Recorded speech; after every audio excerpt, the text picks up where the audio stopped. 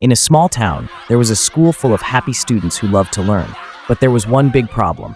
Their teacher, Mrs. Emily. She was known for being very strict and mean.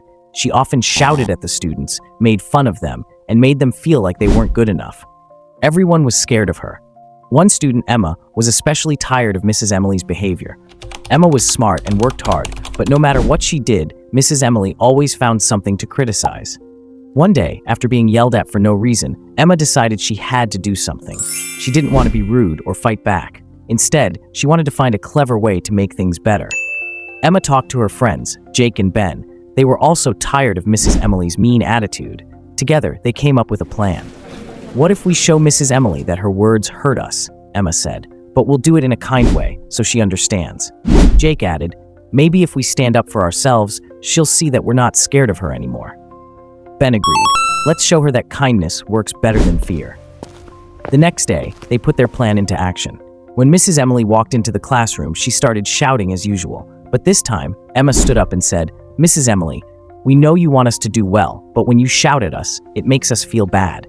We're trying our best, and we'd feel more motivated if you encouraged us instead." Mrs. Emily was surprised. No one had ever spoken to her like that before. She didn't know what to say. Then Jake spoke up. "We want to learn, but it's hard when we feel disrespected."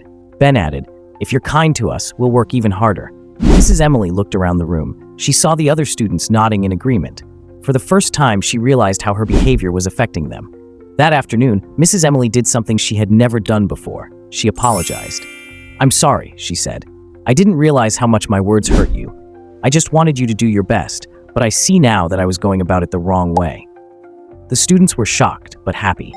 Emma smiled and said, "Thank you, Mrs. Emily. We really appreciate it." From that day on, Mrs. Emily changed. She started encouraging the students instead of shouting at them.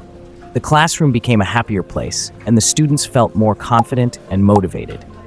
Mrs. Emily learned that kindness and respect could make a big difference, and the students learned that standing up for themselves in a kind way could bring positive change.